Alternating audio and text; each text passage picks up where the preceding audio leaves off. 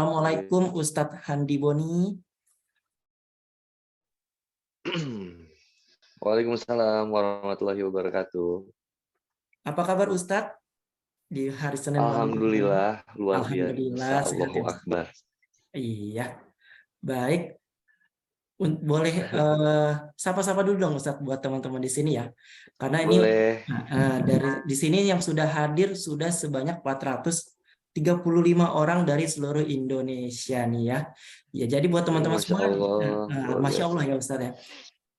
Buat teman-teman semua diarahkan untuk on cam dan menyiapkan alat tulisnya karena akan kita langsung mulai aja ya Ustadz Handi Boni ya untuk materi Insya pada Allah. malam ini. Silakan Ustadz Handi Boni. Terima kasih Aryan Gilang dari Rai Tajwid. A'udzubillahiminasyaitonirrajim. Bismillahirrahmanirrahim. Rabbi shrah li sadri wa yassir li amri wahlul 'uqdatam min lisani yafqahu. Subhanaka la ilma lana illa ma 'allamtana innaka antal alimul hakim. Subhanaka la ilma lana illa ma 'allamtana innaka antal. Subhanaka la ilma lana illa ma 'allamtana innaka antal. Assalamualaikum warahmatullahi wabarakatuh. Alhamdulillah. Alhamdulillahilladzi anzala sakinata fi qulubil mu'minin liyazdadu imanan ma'a imanihim. Asyhadu alla ilaha illallah wahdahu la syarikalah wa asyhadu anna Muhammadan abduhu wa rasuluh.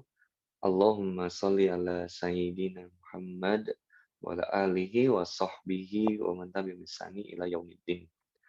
Qala Allah ta'ala fi kitabil karim, a'udzubillahi minasyaitonir rajim. Ya ayyuhalladzina amanu taqullaha haqqa tuqatih wa la tamutunna illa wa antum muslimun.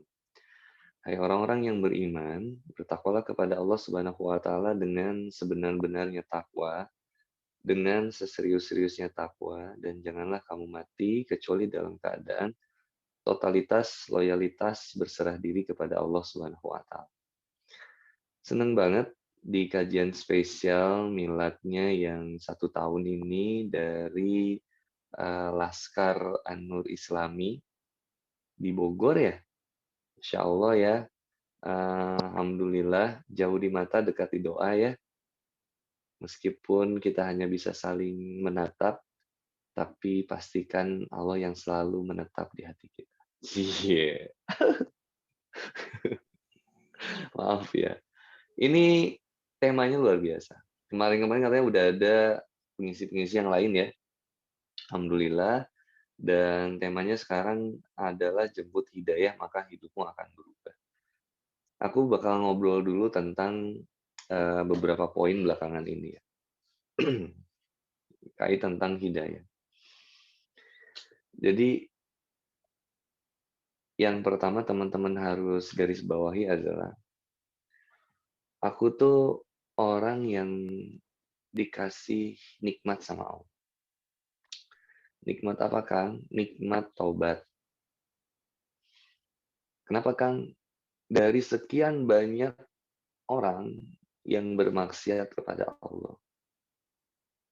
Ada yang diwafatkan dalam keadaan bermaksiat, dan ada juga beberapa yang kemudian mendapatkan kenikmatan iman. Nah, papap ini atau aku ini yang salah satu dikasih kenikmatan hidayah sama Allah. Jadi kalau teman-teman mikirin Handi Boni ini gimana sih awal mulanya? Wah, ngeri banget. Bukti fillah. Ini laki-laki ada juga nggak sih di sini? Selain Rian? Ada ya? Ada Ustadz. Banyakannya cewek semua ini. Ada Afifah, Fitri, Ayu, Safitri, Mawar, Teh Anissa, Ayu, Wanda, Teh Zarifah, ya Masya Allah. Teh Nia, Teh Renisa, dan lain. Masya Allah, Barakallah. Terima kasih. Nah, Papap itu dulunya punya latar belakang kemaksiatan yang luar biasa. Tapi ada motivasi yang pengen disampaikan salah satunya. Teh Anissa, Teh Arum, Teh Aini. Fudoil bin Iyad. rahimahullah, beliau merupakan seorang ulama yang luar biasa. Namun beliau pun memiliki masa lalu yang berat. Lalu kemudian ada ulama besar tabi'in zaman dulu, Malik bin Dinar. Beliau juga memiliki masa lalu yang luar biasa kelam. Tapi akhirnya beliau memilih berubah, menjemput hidayah, dan menjadi ulama yang besar. Salah satunya pada saat itu Malik bin Dinar ada di daerah kota Basrah pada saat itu. Dan jadi motivasi buat aku juga bahwa setiap orang yang baik itu punya masa lalu yang buruk. Dan setiap orang yang buruk ya punya masa depan yang terbaik, yang layak untuk kemudian dia perjuangkan, untuk kemudian dia bisa berubah. Nah, kita nggak bisa memang ngejudge seseorang di masa lalunya untuk menilai dia hari ini. Itu nggak bisa. Karena bisa jadi hari ini dia berubah. Jadi lebih taat kepada Allah Subhanahu wa Ta'ala. Kita juga nggak bisa ngejudge orang yang hari ini kemudian kelihatannya soleh, kelihatannya solehah, kemudian kita menganggap dia perfect banget, padahal banyak celah juga dalam diri dia. Nah, maka ada hal yang bikin aku salah satunya termotivasi untuk menjemput hidayah dari Allah itu adalah pertama itu bab tentang kematian. Jadi ada poin-poin seseorang itu bisa menjemput hidayah dari Allah. Hidayah itu kayak gimana Kang? Ya kata ulama kan kata ulama itu seperti apa? Seperti air hujan yang membasahi bumi. Ada tanah yang menerimanya, lalu kemudian menjadi subur. Ada juga tanah yang tetap jadi nggak bisa menumbuhkan apapun, tetap aja gersang gitu, tetap aja ya nggak ada sesuatu yang bisa tumbuh di situ. Tapi kalau aku ngelihatnya gini, hidayah itu suatu momentum yang selalu Allah berikan kepada manusia. Sesuatu momentum yang membuat kita berpikir. Jadi, kalau Papa boleh menjabarkan ya, tiap manusia itu kan punya potensi. Potensi manusia yang pertama itu, dia hidup. Dan selama kamu hidup itu loh, kamu selama hidup itu masih punya kesempatan buat berubah jadi lebih baik. Masalahnya, baik menurut siapa dulu? Karena kalau baik sekedar baik menurut manusia, bisa jadi baik menurut manusia, tapi nggak benar menurut Allah. Loh, misalkan ini banyak akhwat. Ada seorang pelacur, mohon maaf. Ada pelacur. Dia melacur itu karena dia ingin menghidupi keluarganya untuk memberikan biaya apa untuk membiayai pengobatan ibunya. Baik nggak kira-kira? Baik. Tapi benar nggak? Nggak benar. Bisa jadi poinnya itu ya baik, tapi caranya salah. Loh jadinya nggak benar. Baik menurut manusia, benar itu al-haqqu min rabbik. Jadi benar itu standar mutlaknya harus menurut cara pandang Allah. Jadi, mungkin baik menurut manusia, tapi benar nggak? Nah ini yang kemudian kita suka bermasalah. Maka manusia itu dikasih potensi yang pertama, dia dikasih potensi hidup. Nah potensi hidup ini, dia diberikan lagi potensi yang berikut, yaitu potensi waktu. Jadi kalau potensi hidup semua dapat tuh, mohon maaf, mau cewek, mau cowok, mau yang kaya, mau miskin, mau tinggi, pendek, putih, hitam, orang Jawa, orang Sumatera, Sulawesi, Papua, Australia, Korea, Jepang, wah semuanya punya potensi hidup. Mohon maaf, yang bisa melihat, yang nggak bisa ngelihat, yang nggak bisa dengar, yang bisa dengar, semuanya punya potensi hidup. Itu potensi yang pertama manusia. Potensi yang kedua, potensi waktu. Semua juga punya waktu. Ada batasan waktunya. Masalahnya, kita itu tahu awalannya, tapi nggak tahu endingnya. Kan di sini nggak ada yang tahu endingnya nih kapan. Kak Arum nih endingnya kapan. Kak Renisa nih endingnya kapan. Kak Fitri nih endingnya kapan. Nggak ada yang tahu. Makanya ketika endingnya kita nggak tahu, ini yang kemudian nanti Allah kasih tahu. Apa yang harus kita siapin. Salah satunya, Dari waktu ini, Allah memberikan kemudian potensi bagi manusia yang berupa potensi panca indera. Ya, dia bisa melihat, dia bisa mendengar, dia bisa merasakan. Makanya nanti di Al-Baqarah itu ada ayat A'udzubillahi minasyaitonirrajim. Khatamallahu ala qulubihim wa ala sam'ihim wa ala absarihim. Jadi potensinya itu dimatikan untuk kemudian dia merasa kehadiran eksistensinya Tuhan atau eksistensinya Allah. Ini aku terlalu serius nggak? Aku tuh kalau terlalu serius suka ngantuk sih. Tapi kalau teman-teman enjoy, alhamdulillah banget. Kalau aku offline biasanya aku sering bagi-bagi uang ya. Tapi kalau di sini ya bagi-bagi uangnya transfer aja lah ya. Nanti transfer kalau ada yang mau lunasin hutang ya, nanti saya transfer. Nah, balik lagi tadi. Allah berikan kita potensi hidup. Kemudian yang kedua, Allah kasih potensi waktu. Kemudian yang ketiga, Allah kasih potensi panca indera. Kamu bisa melihat, kamu bisa mendengar, kamu bisa merasakan. Nah, coba nanti teman-teman lihat Quran surat Al-A'raf ayat 179. Quran surat 7 ayat 179. Itu kan potensi. A'udzubillahi minasyaitonirrajim. Bismillahirrahmanirrahim. Walaqad dzara'na li jahannama katsiran minal jin wal ins. Lahum, nih lihat, qulubun la yafqahuna biha. Walahum a'yunun la yubsiruna biha. Yang ketiga, walahum adzanun la yasma'una biha. Baru ulaikal an'am balhum ado. Ulaika humul ghafilun. Nah, ini yang pertama. Walaqad zaruna li jahannama katsiran minal jinni wal ins. Satu, dan pasti kami akan mengisi neraka jahanam banyak dari golongan manusia. Kenapa ya Allah dan jin? Kenapa ya Allah? Jin dan manusia. Kenapa ya Allah? Pertama, lahum qulubun la yafqahuna biha.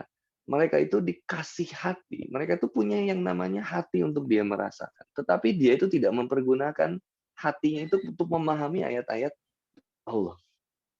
Jadi, makanya kalau orang dibacakan ayat-ayat Allah, kalau di Quran surat Al-Anfal itu, dibacakan ayat-ayat Allah itu akan wazilat qulubuhum wa idza tuliyat alaihim ayatuhu zadatuhum imanan. Jadi kalau orang dibacakan ayat-ayat Allah itu ya bergetar hatinya dan bertambah keimanan. Nah, potensi yang pertama itu ya hati. Hati itu ya bisa merasakan. Teman-teman ngelihat artis Korea misalkan, Kim Jong Un, misalkan, kan artis Korea juga ya, Kim Jong Un. Ya, lihat cowok ganteng, lihat cewek cantik dari tatapan, yuk kamu tuh bisa merasakan sesuatu getaran di dalam hati. Tapi kenapa kamu tidak bisa merasakan kebesarannya Allah? Makanya kenapa kalimat azan itu yang pertamanya itu salah satunya, mohon maaf, Allahu Akbar dulu. Allahu Akbar, Allahu Akbar. Loh, kamu nggak bisa merasakan betapa hebatnya Allah, betapa kuasanya Allah. Loh, kamu tuh nggak bisa ngicep. Ngicep itu bahasa Indonesianya apa? Berkedip, guys. Kamu tuh nggak bisa berkedip. Loh, kebayang nggak? Berkedipnya kita atas izin Allah, melihatnya kita atas izin Allah, melangkahnya kita atas izin Allah, mendengarnya kita atas izin Allah. Bayangin coba Allah menempatkan alis kita, menempatkan itu, ya itu kalau di itu merinding gitu. Makanya urutan azan tuh indah ya kalau kita tadaburin dikit ya, mohon maaf sebelum ke tema. Allahu Akbar, Allahu Akbar. Coba diseru tentang bagaimana kebesaran Allah. Apakah ada yang lebih kuasa, lebih besar, lebih penting daripada Allah? Apakah ada yang lebih mendesak daripada panggilannya Allah? Lalu kemudian apa? Asyhadu alla ilaha illallah. Kamu mau komit nggak? Bahwa tidak ada ilah yang berhak disembah kecuali Allah. Nggak ada yang lebih kamu layak untuk kemudian kamu ikuti, kamu nurut banget, kamu cintai dengan lebih kecuali kecintaanmu kepada Allah. Dan itu suatu bukti komitmenmu. Dibuktikannya dengan apa selanjutnya? Asyhadu anna Muhammadan Rasulullah. Dan kamu kalau pengen cintain Allah, ya kamu ngikutin Rasulullah Muhammad SAW. Apa contoh yang paling sederhana kita nurut sama Allah dan ngikuti Rasulullah SAW?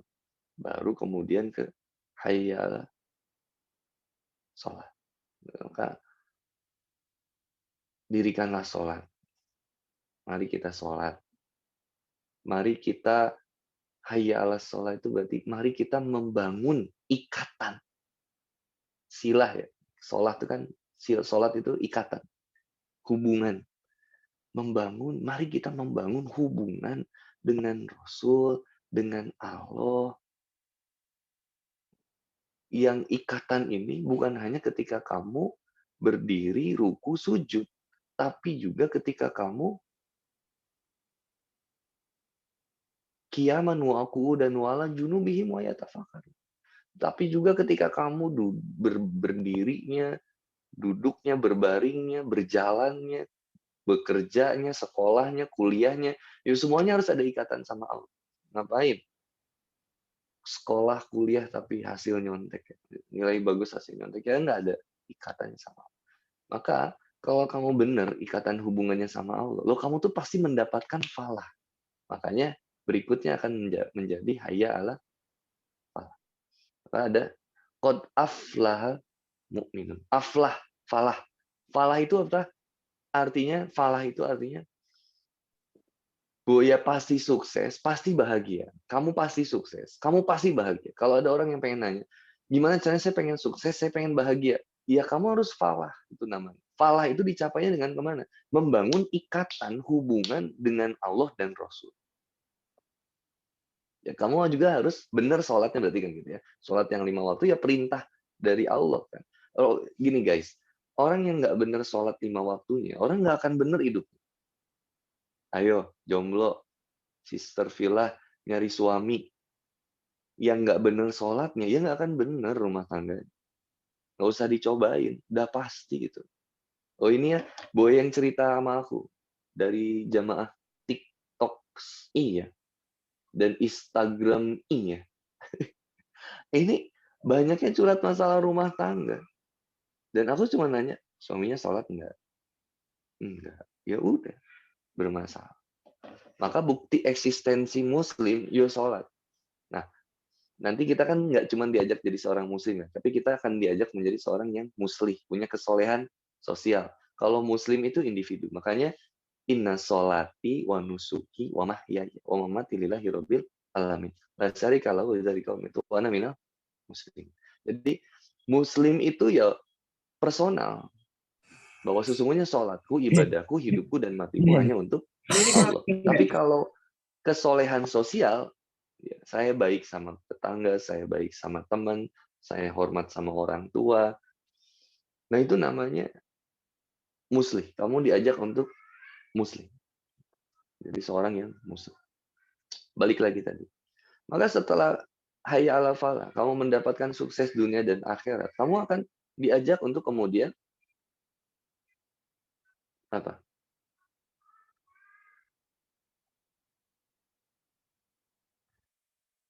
Hayya 'ala sholat.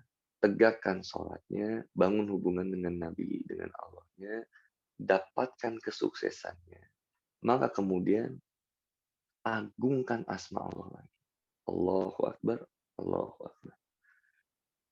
Rasakan kebesaran Allah, bahwa suksesnya kamu itu atas izin Allah. Jadi kita nggak akan jadi sombong. Lalu kemudian, la ilaha illallah. Maka kembalikan bahwa tidak ada yang kita sembah kecuali Allah. Nah ini simpelnya dulu. Maka saya balikin lagi kepada potensi manusianya. Maka manusia itu ketika dia hidup, ketika dia punya waktu dan dia punya panca indera yang dipergunakan. Yang pertama ada hati untuk merasakan dari apa yang dilihat. Maka hidayah dari Allah itu diperlihatkan, diperdengarkan sebenarnya. Teman-teman naik motor di jalan, lihat yang tabrakan, kaget nggak? Kaget. Apa yang akan menjadi menjadi berubah dari teman-teman, dari apa yang teman-teman lihat itu. Buak, ada tabrakan. Apa kemudian? Ya kita pasti akan memperlambat kendaraan kita. Dan kita akan lebih hati-hati ketika kita berkendara. Tapi tahannya berapa lama itu? Ya paling tahannya 5 menit, 10 menit. Sesananya udah kebut-kebutan lagi. Tapi ya itu namanya hidayah. Ada sesuatu yang Allah perlihatkan. Bukan berarti kita harus mengalami sesuatu yang buruk dulu, baru kita kemudian mendapatkan pembelajaran.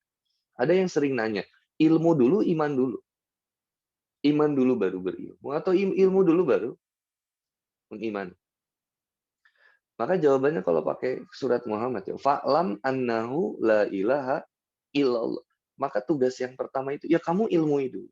Keimanan itu by proses akan tertanamkan di dalam hati. Ya, yang pertamanya ilmui dulu. Maka ilmu itu yang akan menguatkan keimanan kita. Kenapa sih Kang saya susah istiqomah? Kenapa sih Kang iman saya lemah? Ya ilmunya yang bermasalah. Masalah sejauh mana kita menjemput ilmu. Nih teman-teman, gabung Zoom meeting ini ada ikhtiar pengorbanannya nggak? Ada. Ngorbanin kota, ngorbanin waktu, ada yang kuliah nyampingin dulu tugasnya, ada yang besok harus ngerjain tugas sekolahnya. Ya udah bentar dulu nih, aku mau dengerin kajian dulu. Ada yang tadi diajak main games, ada yang mau nonton sinetron Ikatan Cinta nggak jadi. Ya banyak pengorbanan yang teman-teman lakukan. Nah itu tuh gini teh, makin besar pengorbanan seseorang dalam meraih ilmu. Jadi ingat ya, makin besar pengorbanan seseorang dalam menjemput ilmu, maka makin kuat keimanan akan nempel dalam diri kita. Cobain aja, beda. Harian, kajian, sama Ustadz A. Harian rumahnya di Bogor. Ustadz A adanya misalkan di Parung. Jauh. Perjalanan naik motor, panas, hujan. Coba gimana nggak nempel iman itu dalam diri kita. Iya nggak guys? Lesti. Lesti Kejora. Oh itu Lesti ya, maaf maaf. Nah, bayangin coba. Imannya jadi nempel ketika pengorbanan yang kita lakuin makin hebat, makin besar. Baru ngorbanin kuota udah males. Apalagi nanti disuruh misalkan Handi Boni ada kajian di Botani Square. Gue mau dateng nggak? Teh Renisa mau dateng nggak? Teh Nia mau dateng nggak? Teh Fitri mau dateng nggak? Teh Afila mau dateng nggak? Teh Anissa mau dateng nggak? Kan sejauh mana pengorbanannya lagi. Pokoknya cobain aja. Ada kajian siapa di Bogor. Atau ada kajian siapa di kota teman-teman. Lo ya datang. Misal, guru saya. Ustadz Adi Hidayat ada di kota teman-teman. Datengin sejauh apa. Sesulit apapun juga. Bener deh. Di akhir zaman ini, yuk susah kita tuh kalau cuma mengandelin apa ya kita mau manja-manjaan ya dalam beriman susah. Harus bener-bener yuk ikhtiar bismillah gas, punya kuota gas, nggak punya kuota yuk ikhtiar supaya punya kuota. Saya tuh kalau punya kuota cuman pengen banyak belajar supaya pengen dapat banyak manfaatnya, bukan cuman sekedar sosial mediaan, bukan, cuman saya pengen banyak manfaatnya. Saya pengen berkah hidup saya, handphone saya pengen berkah, TikTok saya jadi berkah, Instagram saya jadi berkah, Facebook saya jadi berkah. Loh, bukan cuman chat-chat dan seterusnya. Nah, ini yang pengen Paul sampaikan yang pertama, indra ini penting. Karena kenapa seseorang itu mabok teh? Kenapa seseorang itu sholat? Itu tergantung dari sejauh mana panca indera kita menangkap informasi. Jadi, orang yang, mohon maaf, orang yang mabok, itu nggak, dia merasa itu baik buat dirinya. Benar nggak? Teteh sholat. Ya teteh kan ngerasa itu baik buat teteh. Kenapa teteh kajian? Kenapa Kak? Dari sekian banyak konten yang berseliweran live, baik di TikTok atau di acara Zoom, kenapa teteh milihnya kajian sama Handi Boni? Karena kita menganggap ini baik gitu. Nah, sama karena informasi yang kita dapetin bahwa ini tuh bermanfaat buat kita.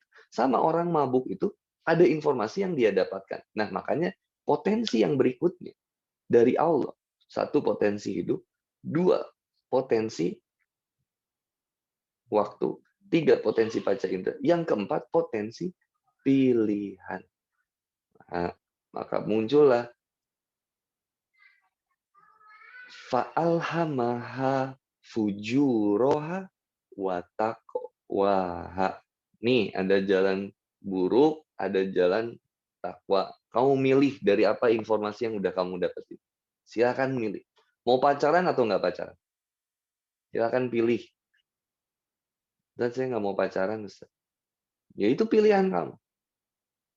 Pilihan. Nah, ini nih, ini satu. Sekedar memilih tanpa ada alasan ketauhidan. Jadinya hampa. Contoh, saya nggak pacaran, Ustaz, karena nggak laku. Ya wis, jadi kosong nilainya. Coba kalau gini, saya nggak pacaran, Ustaz, karena saya takut sama Allah. Ada nilainya nggak? Jadi ada nilai. Saya nggak pacaran, Ustaz. Kenapa? Ya, Ustaz, susah nyari yang serius, Ustaz. Coba bayangin. Saya nggak pacaran, Ustaz. Kenapa? Nggak punya uang. Oh, berarti ketika dia punya uang, dia bakal pacaran. Atau dia punya ada potensi yang deketin dia pasti pacaran. Lah, alasan dia nggak pacaran itu bukan karena hal yang lain, tetapi alasan dia nggak pacaran itu karena saya tuh nggak mau mengkhianati Allah, saya tuh takut sama Allah. Itu yang bikin jadi berkualitas. Semua orang punya handphone, tapi belum tentu semua orang menjadikan handphone ini jalan surga. Benar nggak? Semua orang punya aplikasi Zoom, WhatsApp, Instagram, tapi belum tentu aplikasi itu semua menghantarkan dia dekat dengan Allah. Maka siapa orang yang paling beruntung di dunia ini? Orang yang dikasih kehendak sama Allah di dalam dirinya untuk menjadikan apapun potensi yang dia miliki untuk membuat dirinya lebih dekat sama Allah. Dikasih handphone, dibikin buat belajar lebih dekat sama Allah. Dikasih harta, dipakai buat sedekah, dipakai buat beli hijab. Coba, kakak punya uang 500.000, mau beli pakaian yang seksi atau mau beli hijab, kan itu pilihan. Maka orang yang paling beruntung adalah orang yang dikasih hidayah sama Allah, kehendak di dalam hatinya untuk menjadikan apapun yang dia miliki, potensi yang diberikan sama Allah, justru membuat dia lebih dekat sama Allah. Saya percepat supaya kita bisa ke tanya jawab. Maka dari akal itu akan menerima informasi dari apa yang dia lihat, apa yang dia dengar, dan apa yang dia rasakan. Akal itu akan menerima informasi dan mengolah. Maka ada istilah berpikir. Kalau Papa nanya, teman-teman misalkan coba tulis di kolom chat, apa definisi berpikir?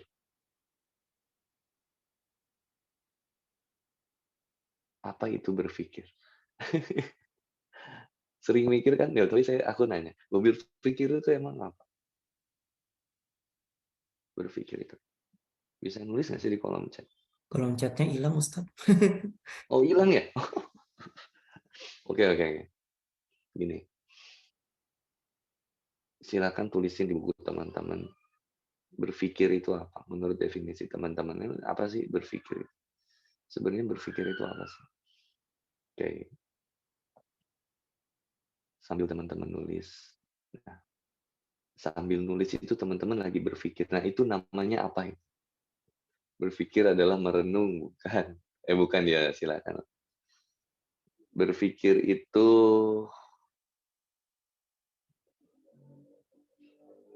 apa?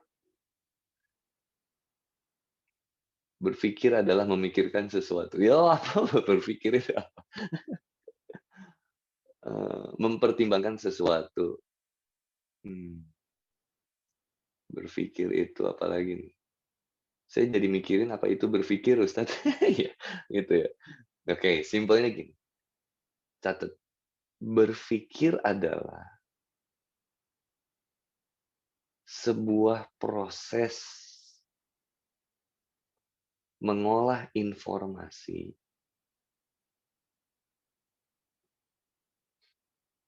Berpikir adalah sebuah proses mengolah informasi dari apa yang didapatkan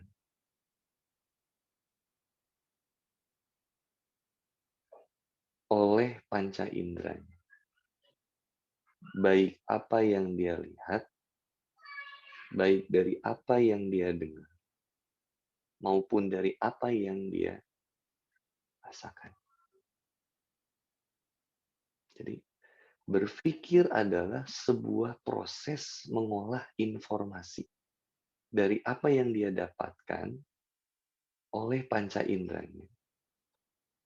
Baik dari apa yang dia dengar, dari apa yang dia lihat, maupun apa yang dia rasakan. Itu yang namanya berpikir. Jadi berpikir itu mengolah informasi. Oke, ini kuncinya. Seseorang melakukan sesuatu itu berdasarkan dari apa yang dia pikirkan. Jadi, maka ada istilah dari pepatah barat, you become what you think. Ya, kamu menjadi seperti apa yang kamu pikirkan. Kamu akan menjadi seperti apa. Bahkan Allah Subhanahu wa taala mengatakan bahwa aku sesuai dengan prasangka hambaku. Makanya kita tuh dituntut dan dituntun untuk banyak husnuzon sama Allah.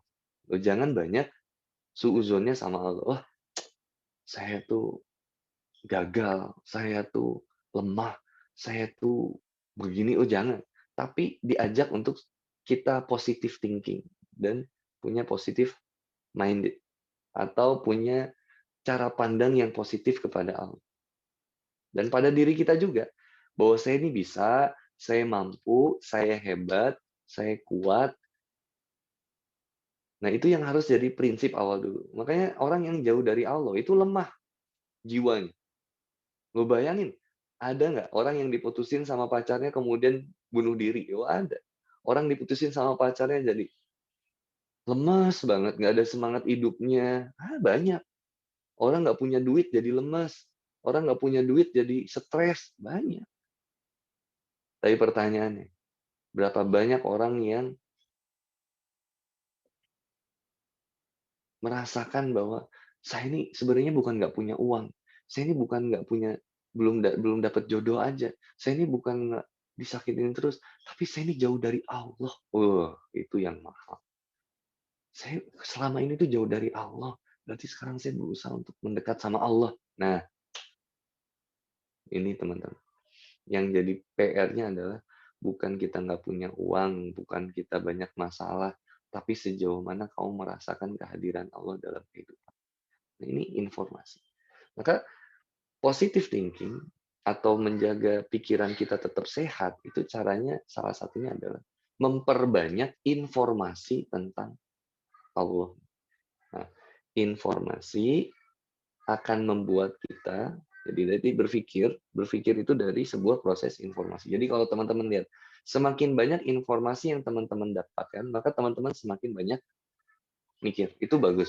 Banyak mikir itu jadi sehat, nggak jadi pusing. Salah. Informasi itu akan membuat kita jadi tahu. Contoh, misal Al-A'raf 179 itu ada posisinya di sebelah kiri paling atas mushaf. Nah, itu adalah informasi. Ketika teman buka Quran, jadi tahu, oh iya benar, ada di sini. Oh ayatnya begini. Oh bunyinya begini. Oh maknanya begini. Nah, itu adalah informasi yang buat teman-teman jadi tahu. Contoh gini, Teh Anissa Ayu, contoh. 2 rakaat sebelum subuh itu lebih baik daripada dunia dan seisinya. Pernah dengar nggak? Pernah. Oke, pertanyaannya. Susah nggak ngerjain? Oke, pertanyaannya. Informasinya apa tadi? 2 rakaat sebelum subuh lebih baik daripada dunia dan seisinya. Oke, informasinya udah dapat. Tahu nggak jadinya kita? Tahu. Pertanyaannya, lihat. Dari informasi, jadi tahu, jadi sadar. Jadi dari informasi itu membuat kita tahu, dan membuat kita jadi sadar. Dan dari sadar, membuat kita jadi mau untuk melakukan itu. Sehingga kemudian dari kemauan ini akan mendatangkan kemampuan kita untuk melakukan itu. Ini prosesnya. Proses hidayah itu informasi, tahu, sadar, mau, mampu. Nah, 2 rakaat sebelum subuh lebih baik daripada dunia dan seisinya. Sudah dapat informasinya? Sudah. Tahu informasinya? Tahu. Siapa yang ngomongnya? Rasulullah Muhammad SAW. Oke, pertanyaannya, sadar nggak bahwa 2 rakaat sebelum subuh itu lebih baik daripada dunia dan seisinya? Mau gunung emas sekalipun kamu dapatkan dibandingkan 2 rakaat sebelum subuh, itu lebih baik 2 rakaat sebelum subuh. Maka masalahnya gini, Kak. Sejauh mana kesadaran kita menangkap informasi ini bahwa 2 rakaat itu lebih penting dari apapun? Sejauh mana kita sadar bahwa omongan Nabi itu paling benar? Sejauh mana kita sadar bahwa ketika Nabi bilang gitu, berarti pasti gitu. Bayangin sekarang gini, ini 2 rakaat sebelum subuh aja, udah dapetin 2 rakaat sebelum subuh aja, udah dapetin lebih baik daripada dunia dan seisinya. Apalagi sholat subuhnya. Ngeri nggak guys?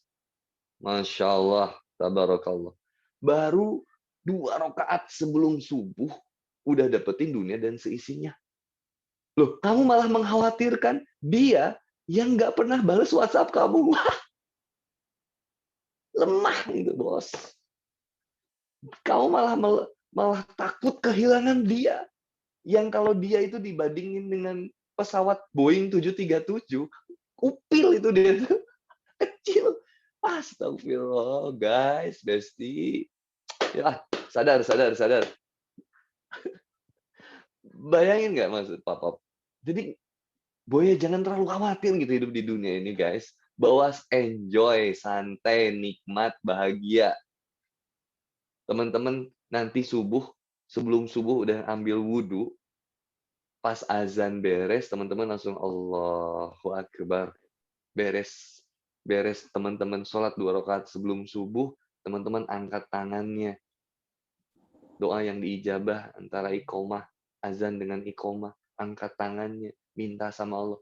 Allahumma aghnini bil ilmi. Ya Allah, saya cuma minta diperkaya ilmu.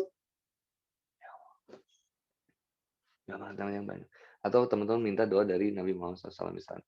Rasulullah SAW pernah mengatakan dari Ali radhiyallahu an, dia berkata, Rasulullah SAW bersabda kepadaku, ucapkanlah Allahumma hdini wasadidni. Artinya, ya Allah, berilah aku hidayah dan berilah aku kebenaran. Allahumma hdini wasadidni.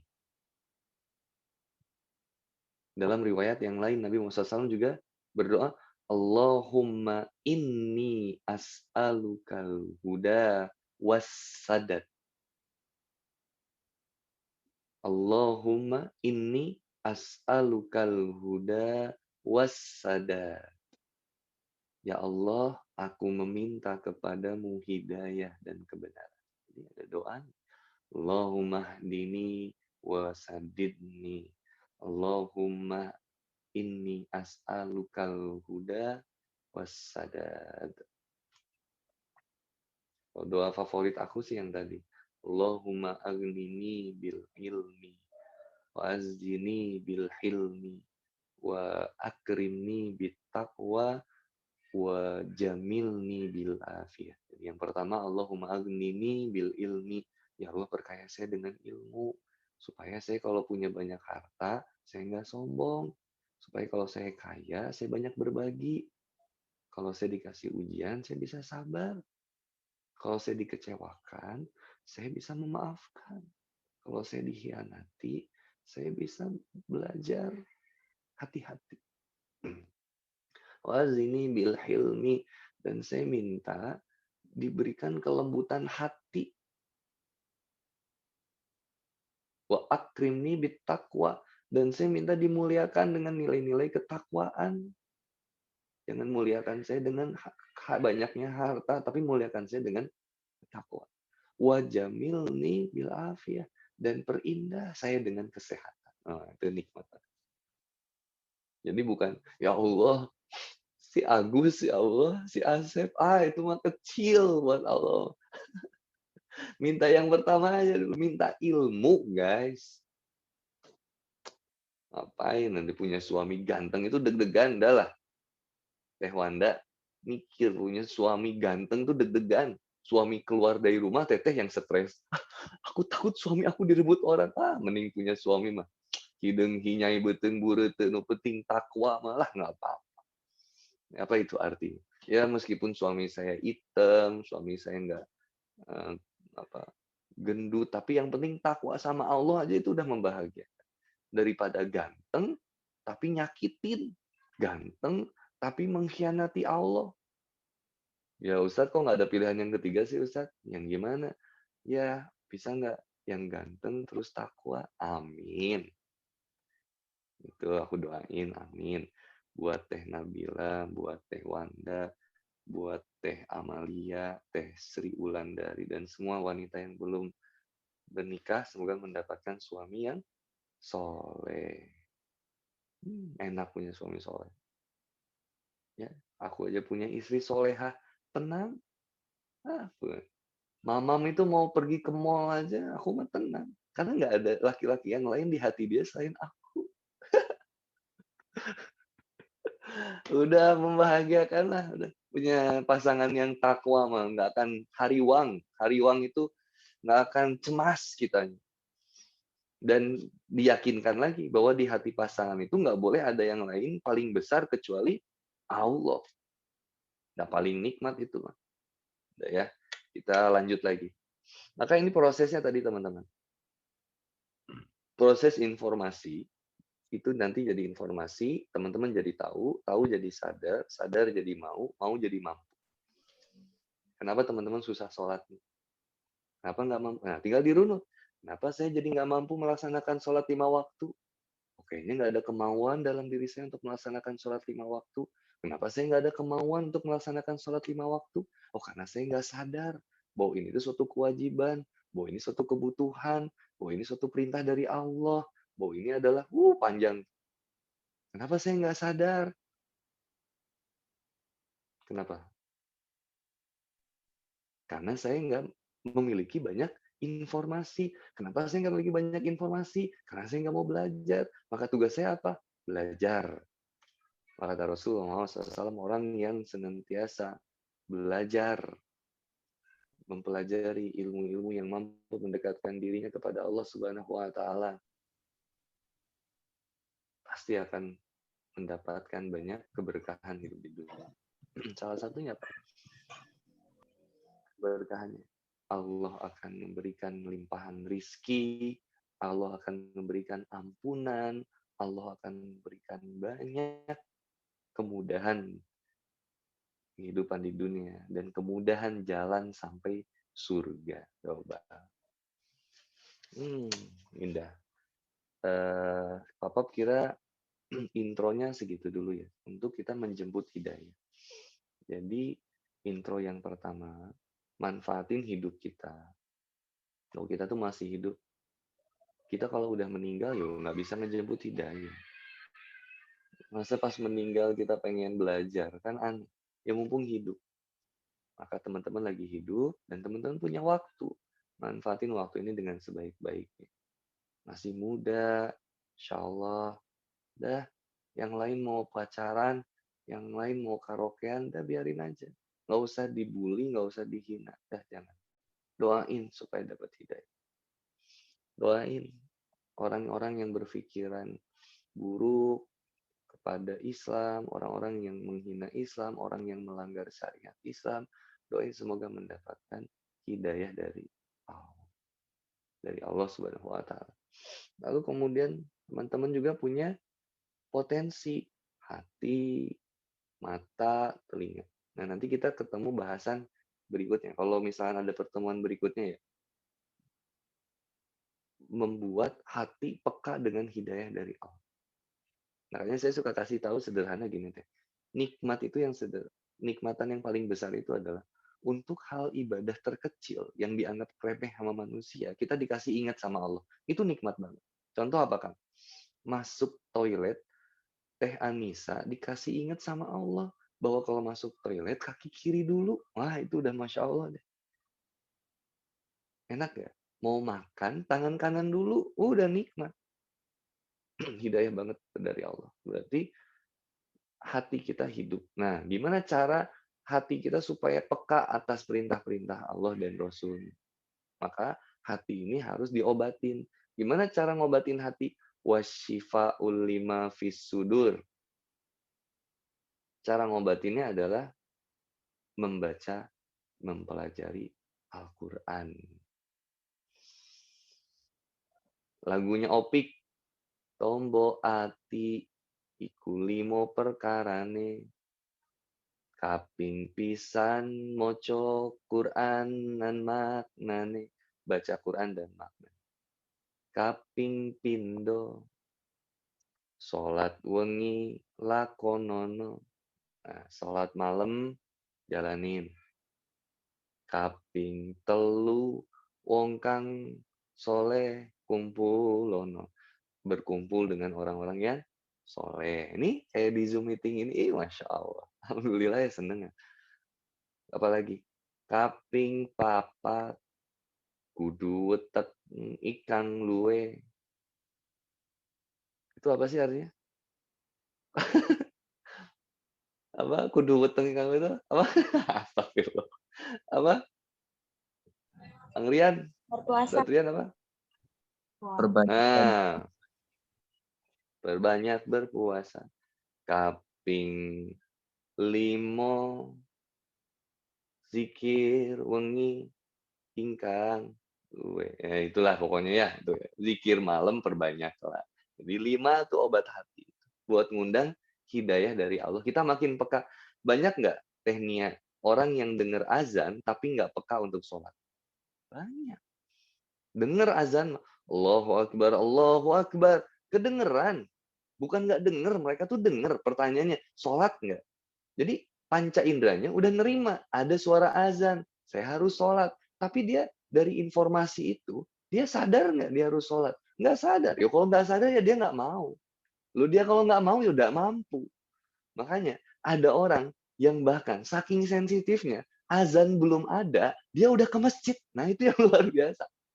Ada nggak yang kayak gitu? Ada. Siapa mereka? Orang-orang yang punya hati yang sehat. Atau disebut dengan apa hati yang sehat? Kolbun salim. Karena ada kolbun salim, hati yang sehat. Ada kolbun mayit, hati yang mati. Dan juga ada hati yang sakit. Hati yang sakit itu gimana? Kadang taat, kadang maksiat. Hari ini Zoom meeting, kajian. Lu nanti pas malam joget TikTok. Yo, kok begitu ya? Hati yang sakit itu. Kolbun marib namanya. Jadi kolbun salim, hati yang sehat. Kolbun mayit, hati yang mati. Kolbun apa tadi? Yang ketiga kolbun marib, hati yang sakit. Gitu.